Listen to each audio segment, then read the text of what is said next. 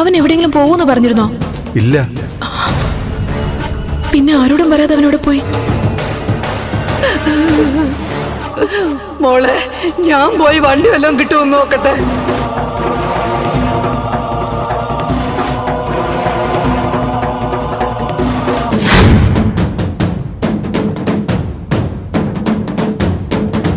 ബലരാമൻ അങ്കിളിന്റെ ആൾക്കാര് അവനെ അപായപ്പെടുത്തിയോ?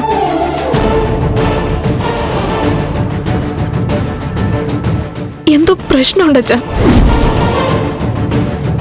സിദ്ധു, എന്റെ നന്ദൻ എന്തെങ്കിലും സംഭവിച്ചാ അതിന് ഉത്തരം പറയേണ്ടത് സിദ്ധുവാ. ഈ വീട് ഇന്ന് ഈ നിലയിലെത്തിയതിന്റെ പൂർണ്ണ ഉത്തരവാദിത്വം സിദ്ധുവിനാ. അമ്മേ, അച്ഛൻ എന്ത് ചെയ്തു അമ്മ പറയുന്നത്? അച്ഛൻ എന്ത് ചെയ്തു എന്ന് അച്ഛൻ അറിയാം. നന്ദന്റെ കാര്യത്തിലും മാത്രമല്ല, നിന്റെ കാര്യത്തിലും അങ്ങനെ തന്നെയാ.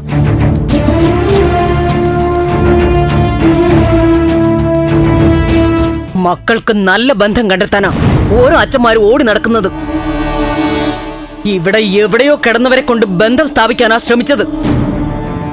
ഞാനത് തിരുത്താൻ തുടങ്ങുമ്പോ അച്ഛനും മക്കളും ചേർന്ന് എന്നെ അങ്ങ് കുറ്റക്കാരിയാക്കും.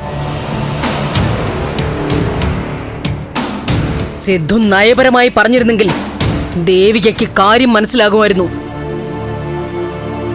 അവൾ അവളുടെ വീട്ടിലേക്ക് തിരിച്ചു പോവുമായിരുന്നു. അച്ഛൻ പറയുന്നത് നന്ദനും അനുസരിക്കും. മീരെ വിവാഹം ചെയ്ത് ഈ കുടുംബം ആനന്ദത്തോടെ മുന്നോട്ട് പോവുമായിരുന്നു. സിദ്ധുവിന്റെ മനസ്സിൽ വേറെ ചിന്തകളായിരുന്നു. ഗതിയില്ലാത്ത കുടുംബത്തിലെ പെണ്ണിനെ കൊണ്ടുവന്ന് മകനെ വിവാഹം ചെയ്യിച്ചു എന്നും പറഞ്ഞ് നാട്ടുകാരുടെ കയ്യടി നേടണം. വലിയ നന്മമരമാവണം. അതിന് കൊടുക്കേണ്ടി വന്നത് ഒരു പാവം പെൺകുട്ടിയുടെ ജീവനും സ്വന്തം മകന്റെ ജീവിതവും. അമ്മേദേ, അങ്ങോട്ടും ഇങ്ങോട്ടും കുറ്റം പറയേണ്ട അവസരമല്ല ഇത്. എല്ലാരും ഒന്നിച്ച് നിൽക്കേണ്ട സമയം. എന്തെങ്കിലും സംഭവിച്ചു കഴിഞ്ഞിട്ടല്ല ഒന്നിച്ച് നിൽക്കേണ്ടത്. സംഭവിക്കാതെ നോക്കുന്നതിന് വേണ്ടിയാണ് ഒറ്റക്കെട്ടാവേണ്ടിയിരുന്നത്. എന്റെ വാക്കിനൊന്ന് വില തന്നിരുന്നെങ്കിൽ ഇന്നിപ്പോ കൈയും കാലും ഇട്ടടിച്ച് നിലവെള്ളം ചവിട്ടുമായിരുന്നോ? ബലരാമനെ പിണക്കിയതിന്റെ നഷ്ടങ്ങൾ വരാൻ കിടക്കുന്നതേ ഉള്ളൂ. ബലരാമൻ അങ്കിളിനോട് നമ്മൾ എന്ത് തെറ്റാ ചെയ്തേ? തെറ്റ് ചെയ്തത് അമ്മയാ. എന്താടി?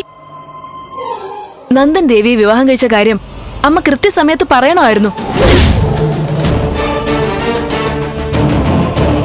അമ്മ അത് പറഞ്ഞതുമില്ല, മറ്റുള്ളവരെ പറയാൻ സമ്മതിച്ചതുമില്ല. മീരയോട് പറഞ്ഞാലും മതിയായിരുന്നു.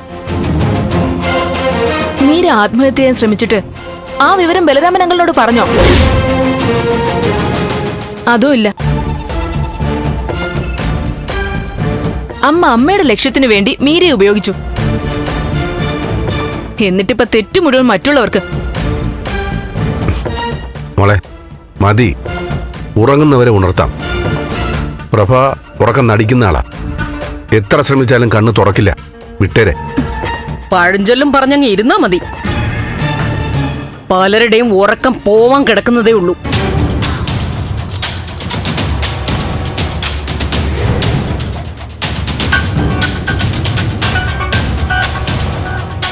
സിദ്ധു, എനിക്ക് നന്ദനെ കാണണം.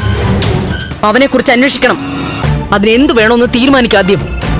ഒന്ന് നിർത്ത് പ്രഭ, പ്ലീസ്. എന്ത് വേണമെന്ന് ഞാനൊന്ന് ആലോചിക്കട്ടെ.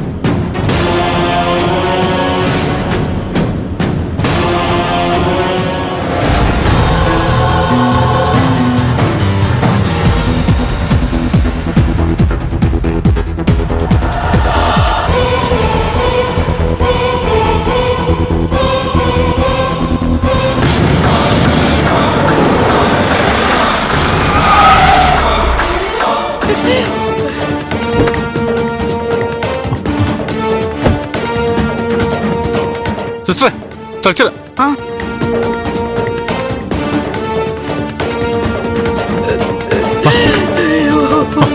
ഇറങ്ങ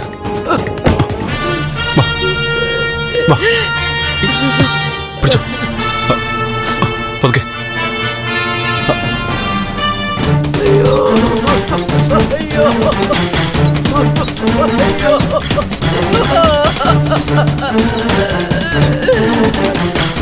പെട്ടെന്ന് ഡ്രസ് ചെയ്തോളൂ.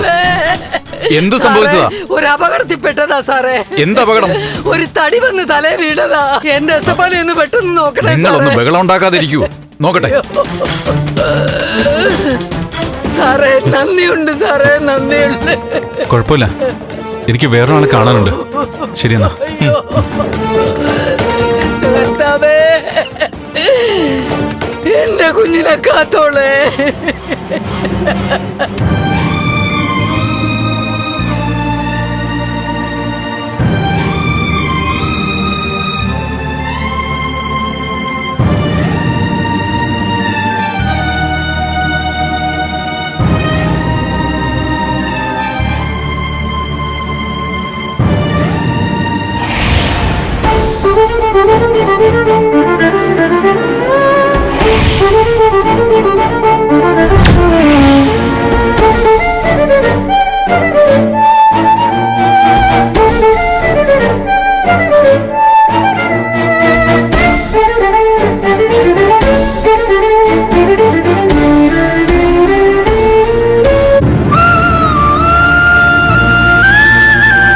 അച്ഛാ,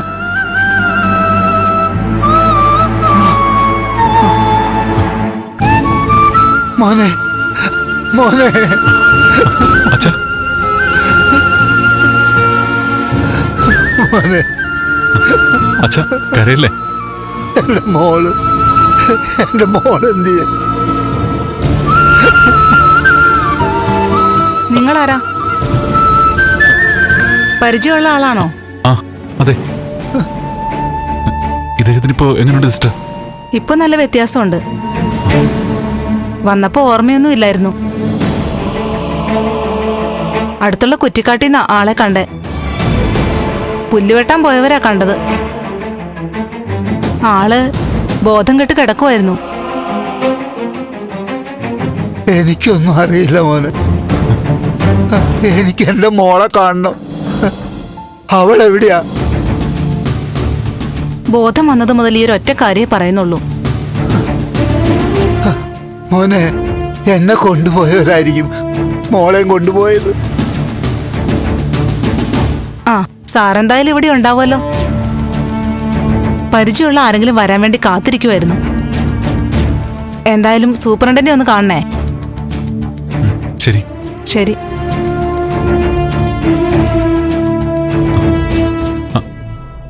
അച്ഛാ, അച്ഛൻ പറഞ്ഞില്ലേ അച്ഛനെ കൊണ്ടുപോയവരായിരിക്കും ദേവിയും കൊണ്ടുപോയെന്ന്.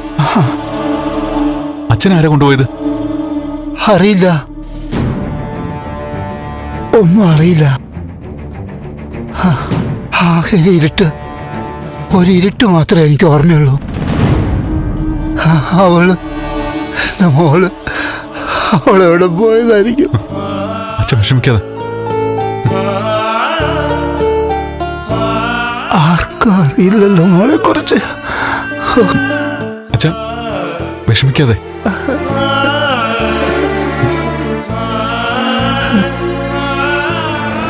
ഇവിടുന്ന് രക്ഷപ്പെടാൻ അവസരം കിട്ടിയിട്ടും മനുഷ്യപ്പറ്റ് കാണിക്കാൻ തോന്നിയതാ എന്റെ തെറ്റ്. ആ എസ്തപ്പാനെ മരിക്കാൻ വിട്ടിട്ടെ എനിക്കങ്ങ് ഓടി രക്ഷപ്പെടായിരുന്നു. നേരെ പോലീസ് സ്റ്റേഷനിലേക്ക് ചെന്ന് നടന്ന കാര്യങ്ങളൊക്കെ പറഞ്ഞ് നിന്നെ പോലുള്ളവരെ അറസ്റ്റ് ചെയ്യിപ്പിച്ചാ മതിയായിരുന്നു. മതിയടി നിന്റെ പ്രസംഗം. എത്ര വലിയ ഗുണ്ടായാലും വേറൊരാളുടെ കത്തിപ്പിടിയിൽ തീരാനാ നിങ്ങളുടെയൊക്കെ വിധി. എടി, ഭൂതലോകത്തിന്റെ ചക്രവർത്തി പോലെ ആയിരുന്നല്ലോ കുറച്ചു നേരം വരെ നിങ്ങളുടെയൊക്കെ എസ്തപ്പാൻ.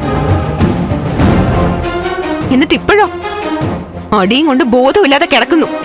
രക്ഷപ്പെട്ടു, അത്ര തന്നെ. വേറൊരാളെ കൊല്ലാനും കൂട്ടിയിടാനും തടവിൽ വെക്കാനും ഒക്കെ എളുപ്പമാ. ഇതൊക്കെ അവനവന് വരുമ്പോഴാ അനുഭവിക്കാൻ തുടങ്ങുന്നത്. എടി നിന്നോട് നിർത്താനാ പറഞ്ഞത്. ഒന്ന് പോടോ. നിങ്ങൾക്കൊക്കെ മസിലിന്റെ ബലവേ ഉള്ളൂ, മനസ്സിന്റെ ബലമാ എനിക്ക്.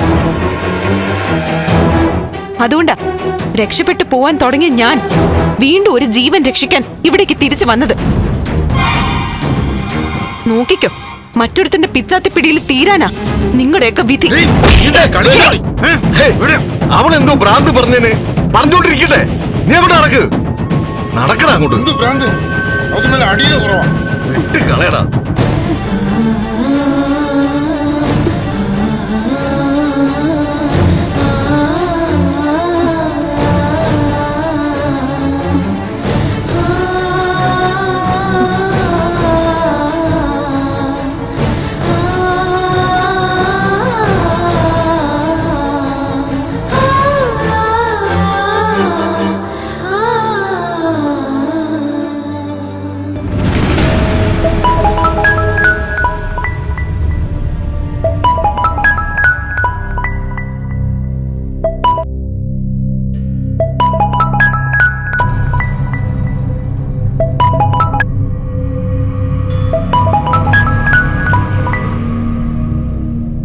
എന്താണ് നിനക്ക് വേണ്ടേ?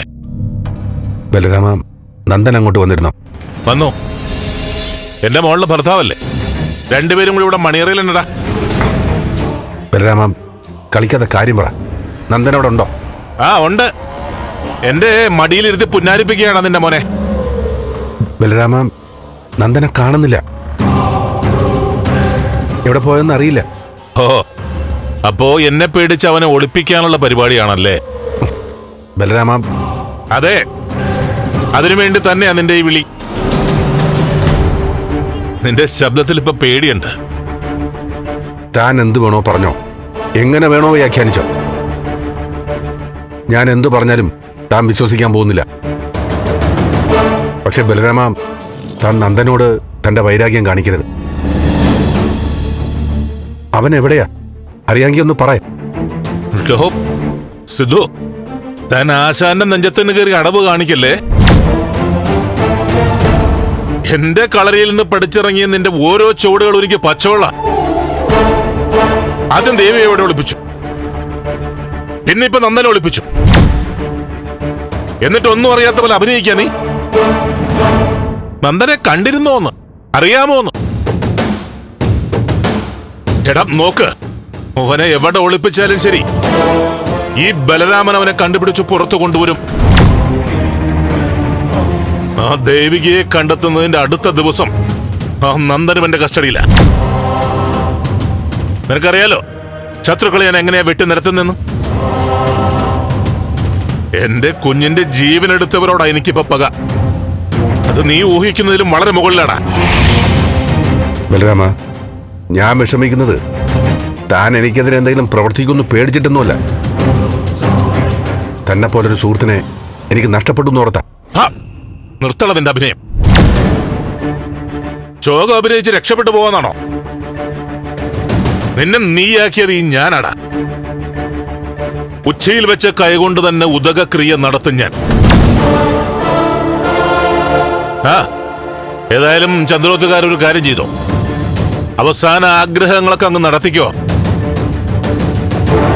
വിൽപത്രമൊക്കെ എഴുതാനുണ്ടെങ്കിൽ അതും അങ്ങ് എഴുതിക്കോ. നിന്റെ കായുസ് ആ ദേവികയെ കണ്ടുപിടിക്കുന്നത് വരെ മാത്ര.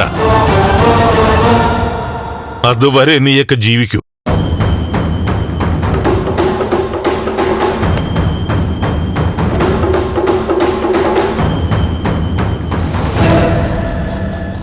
അച്ഛാ, ബലരാമൻ അങ്കിൾ എന്തോ പറയുന്നു? നന്ദനെ കുറിച്ച് ബലരാമൻ അറിയില്ല. അങ്കിള് പറയുന്നത് വിശ്വസിക്കാവോ?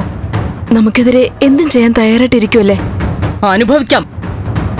വരുന്നത് എല്ലാവർക്കും കൂടി അങ്ങ് അനുഭവിക്കാം. ചന്ദ്രോത്തുകാരുടെ ശവക്കുഴി ഇവിടെ ഉള്ളവരായിട്ട് തന്നെയാ തോണ്ടിയത്. ഒരു പെണ്ണ് കാരണം കുലം മുടിയുമെന്ന് പറയുന്നത് വെറുതെ അല്ല. സിദ്ധു,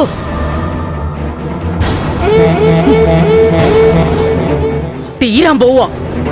നമ്മളെ എല്ലാവരെയും ബലരാമൻ അവസാനിപ്പിക്കും. പ്രഭ, നമ്മളിപ്പോ തർക്കിക്കേണ്ട സമയമല്ല. അതുപോലെ ഈ കുഴപ്പമൊക്കെ ഉണ്ടാക്കിയത് തന്റെ പിടിവാശി കൊണ്ടാ. ദേവിക നന്ദന്റെ ഭാര്യയാണെന്ന് നേരത്തെ തുറന്നു പറഞ്ഞിരുന്നെങ്കിൽ ഈ ദുരന്തങ്ങളൊന്നും നടക്കില്ലായിരുന്നു. കുറച്ച് ദിവസത്തെ ഒരു പരിഭവം വരും, എല്ലാം അവസാനിച്ചേനെ. തിരിച്ചൊന്നാലോചിച്ചേ. ദേവികയെ അവളുടെ വീട്ടിൽ കൊണ്ടാക്കിയിരുന്നെങ്കിലോ? കുറച്ച് ദിവസത്തെ വിഷമത്തിൽ അതും അങ്ങ് അവസാനിക്കുമായിരുന്നു. പ്രഭ, അച്ഛ ദയവായി ഒന്ന് നിർത്ത്. ബലരാമൻ അങ്കിളിന് നമ്മൾ കൊന്നേ വെക്കോളുന്നാണെങ്കിൽ നമുക്കങ്ങ് ചാകാം. അല്ലാതെ പിന്നെ എന്ത് ചെയ്യാനാ? അച്ഛ കുറച്ചു ദിവസം കഴിയട്ടെ. അങ്കിൾ നമ്മളെ മനസ്സിലാക്കും, യാഥാർത്ഥ്യങ്ങൾ തിരിച്ചറിയും. മീര മരിച്ചതിന്റെ വിഷമത്തിൽ അങ്കിളിപ്പോ. അതിന്റെ ഒരു ദേഷ്യം ഇപ്പൊ കാണിക്കുന്നത്. നമുക്ക് നന്ദനെ കുറിച്ച് അന്വേഷിക്കാം. നന്ദൻ എവിടെയാന്ന് കണ്ടുപിടിക്കാം.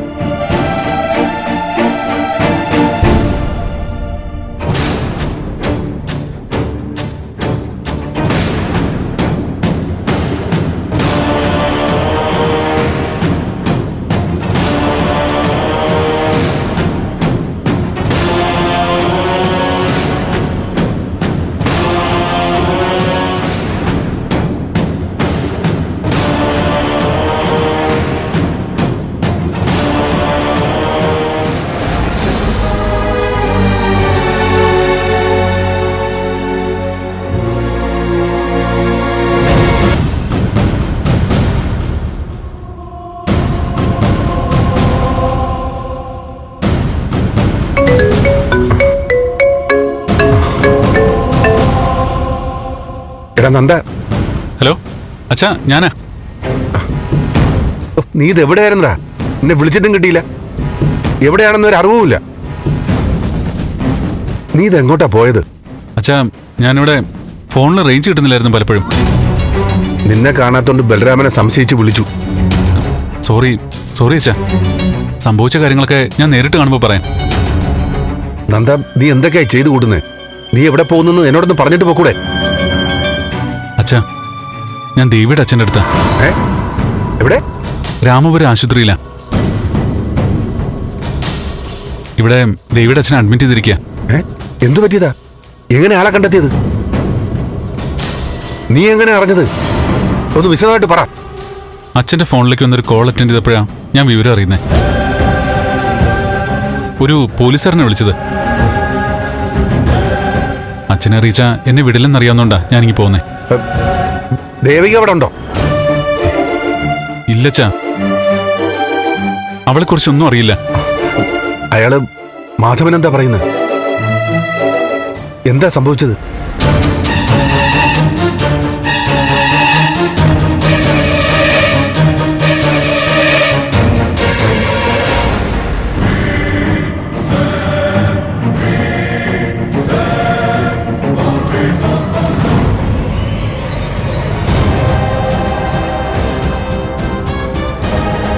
അതാ അച്ഛാ സംഭവിച്ചത്. അന്ന് ഫംഗ്ഷന്റെ ദിവസം എന്തൊക്കെയാ അവിടെ സംഭവിച്ചിരിക്കുന്നത്? ഒരു ക്രിമിനൽ സംഘം ഇവിടെ കയറിയെന്നോ? അതെ അച്ഛാ. ദേവിക മോള് മാധവന്റെ കൂടെ ഇല്ലായിരുന്നു അല്ലേ? ഇല്ലെന്ന് പറയുന്നേ. എന്തായാലും മാധവനെ കണ്ട കാര്യം നീ ആരെ അറിയിക്കണ്ട. പോലീസിൽ ഞാൻ വിളിച്ച് സംസാരിക്കാം. ദേവികയുടെ അമ്മയോടും ശാരികയോടും വിവരം പറയാൻ മുരളി അറിയിച്ചിട്ടുണ്ട്. അവരൊന്നും തൽക്കാലം അങ്ങോട്ട് വരാത്തതാ നല്ലത്. ദേവിയുടെ അച്ഛനെ ഒറ്റയ്ക്കാക്കിയിട്ട് എനിക്കങ്ങോട്ട് വരാൻ പറ്റില്ലല്ലോ. എന്തൊക്കെ കുഴപ്പങ്ങൾ ഉണ്ടാവുമെന്ന് ആർക്കറിയാം?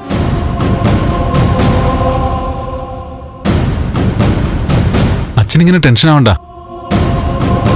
ഇവിടുത്തെ കാര്യങ്ങളൊക്കെ നോക്കിയിട്ട് ഞാൻ അച്ഛനെ വിളിച്ചു പറഞ്ഞോളാം. ശരി അച്ഛാ.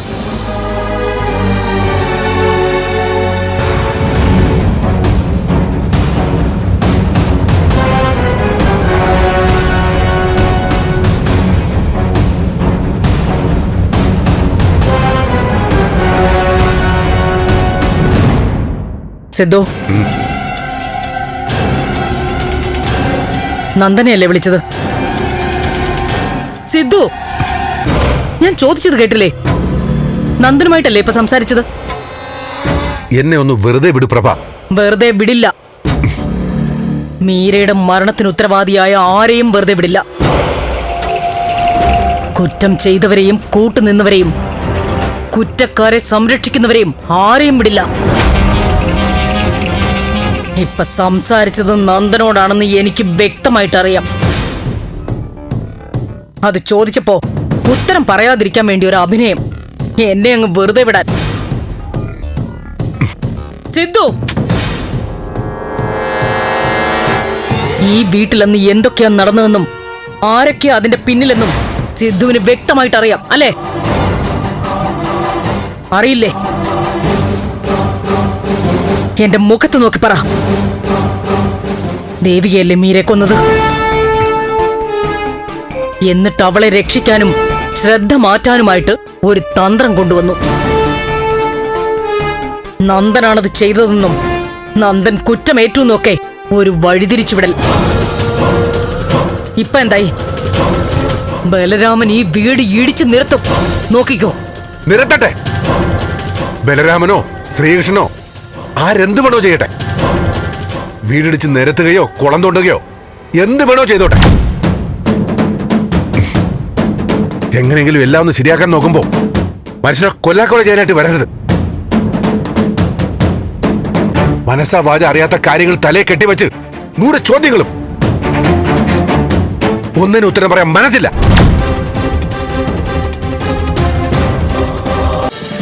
ഫ്ലവേഴ്സ് ഒരുക്കുന്ന കാഴ്ച വസന്തം യൂട്യൂബിൽ പ്രേക്ഷകർക്ക് ലൈവായി കാണാം. ഫ്ലവേഴ്സ് കോമഡിയിൽ ജോയിൻ ചെയ്യൂ, ആസ്വദിക്കൂ.